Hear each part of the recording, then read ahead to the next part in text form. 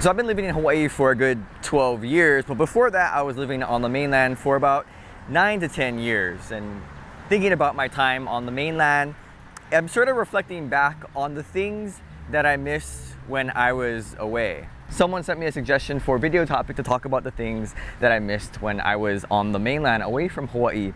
And rather than just cover the 3 F's, family, friends, and food, I thought I'd take the time to talk about maybe some of the smaller things that you could miss if you're away from Hawaii for a long time. Now, I'll admit that these are very small things and they may seem insignificant to a lot of people, but I think they capture a slice of life of what it's like to grow up and be living in Hawaii. And as I think about more and more things that I missed, I think they serve as a good reminder for a lot of things that we take for granted here.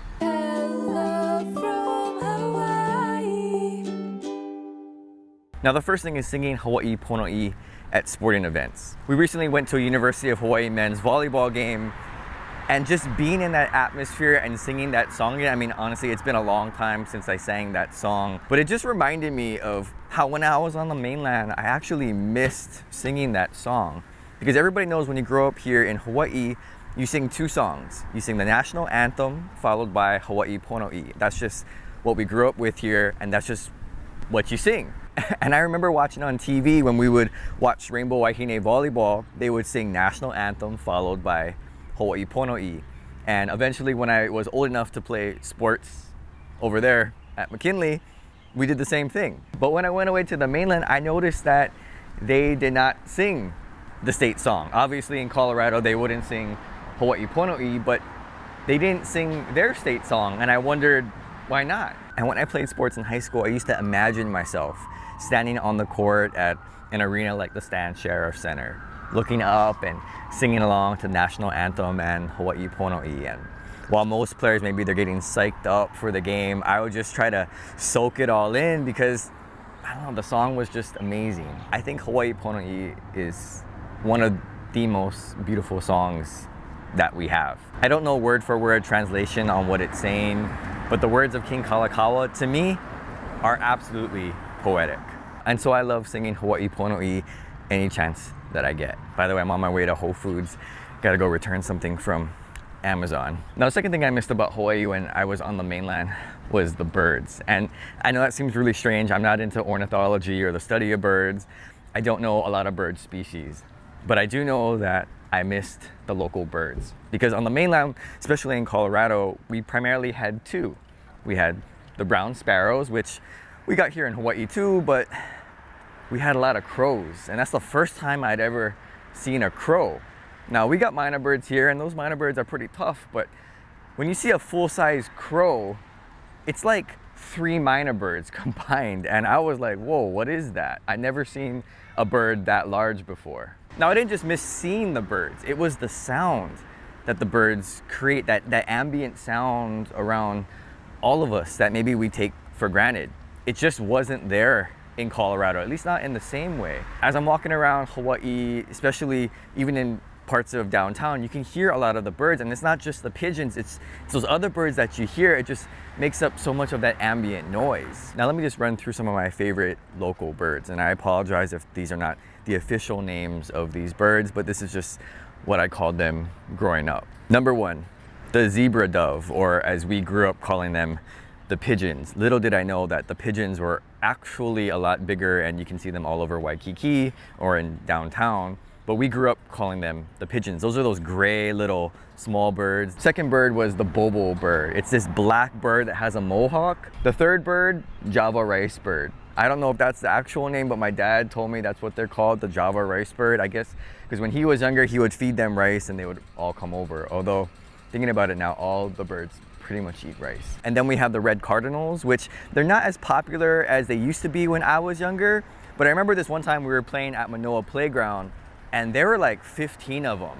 And I was thinking to myself, I guess that's where all the cardinals are. Then there's the kolea, which is that small, very brown, it has like a stilty legs. From my understanding is they migrate here and they go back to where they were born. Don't quote me on that. And last but not least, the minor bird. These guys are so nasty here. I don't know, they're like the local bullies of birds in Hawaii. I've seen some really nasty minor birds scrapping and fighting. I mean, you're talking 4-on-1 falling out of the tree. They don't care. There's no such thing as a fair fight. But I did miss the local birds a lot. And even more so than their contributions to the ambient sounds that we have here, like the bus in Hawaii. I just miss seeing them, even scavenging through the trash can for some leftover rice from a plate lunch.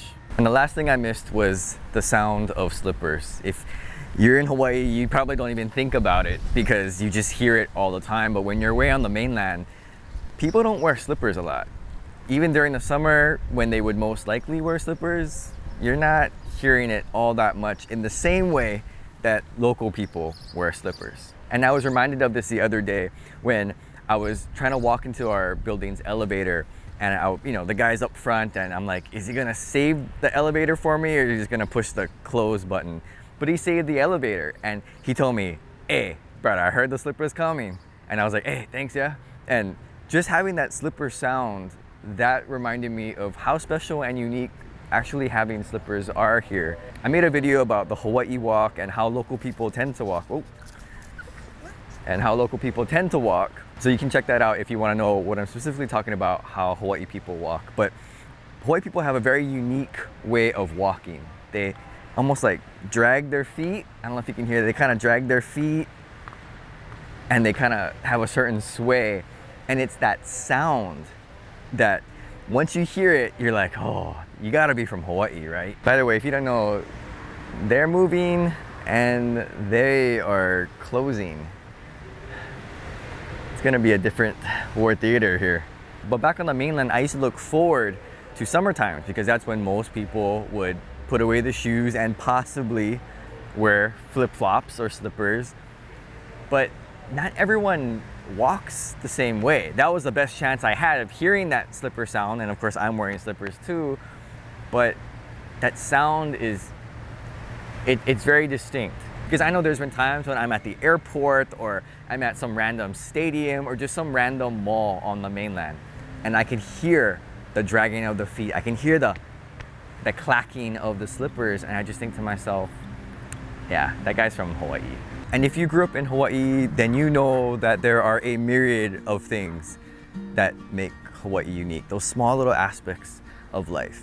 More than just the family, the friends, and the food. Those are absolutely must and essential, and probably the top 3 things that I miss. But there are also a lot of things that we have here that we don't typically think about that I think are worth acknowledging. Things like how when you go to the grocery store, rice is in its own section. It's not in Asian foods, and they serve it in bags bigger than 10 pounds. It's small things like that that we often take for granted, that we don't really think about, because when you grow up here and when you live in Hawaii, you just sort of expect it. That's just how life is. Wow, they have really transformed this area. It's been a while since I actually walked around this area, so it's very unique. And for those of us who are still living here, I think it's important to remember every now and then, just to remind ourselves how things are, because things in Hawaii often change so quickly. Like this area. If you know where this is, Ward Warehouse, all gone. And in, I assume, the next few years, it will look very different. And I think it's important to remember those things, to hold on to them, to cherish them, and yeah, just look back fondly on really what makes Hawaii, Hawaii. So if you're away from Hawaii, let me know what some of the things are that you miss in the comments below. Thanks for watching, and aloha.